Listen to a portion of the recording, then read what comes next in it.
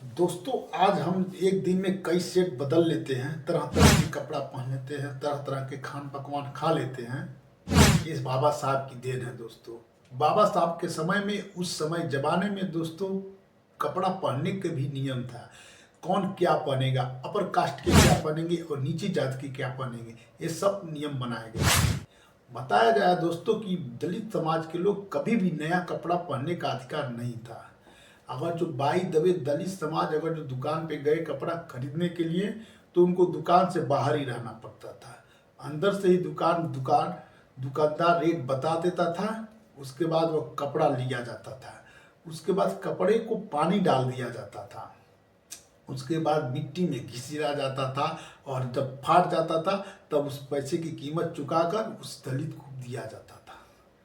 क्योंकि दलित समाज को नया और अच्छे कपड़े पहनने की इजाज़त नहीं थी, फटे पुराने ही कपड़े पहन सकता था। यही नियम था दोस्तों, और एक सच्चाई है और हकीकत है दोस्तों।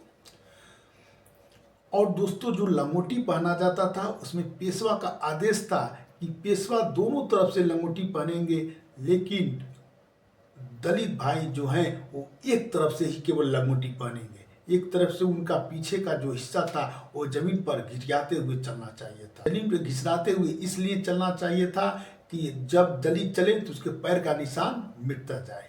यही दलितों की हालत थी दोस्तों। हर चीज में भेदभाव, हर चीज में ऊंच नीच की भेदभाव थी दोस्तों। बताया जाता है दोस्तों कि बाबा साहब जिस स्कूल में पढ़ रहे थे वो पानी पिलाने, साफ करने वाली और पानी पिलाने वाली एक ब्राह्मण कास्ट के थे लोग। वो भी उनको पानी देने के लिए तैयार नहीं थे। कई कई दिनों तक बाबा साहब को पानी पीने में परेशानी हुई थी और कई कई दिनों तक वो बिना पानी पिए दिन दिन भर तक रहे थे। लेकिन दोस्तों, जब ब्रिटिश शासन देश में आया तो शिक्षा की हालत में हर चीज में ज़्यादा नहीं मगर कुछ कुछ सुधार जरूर हुआ दोस्तों।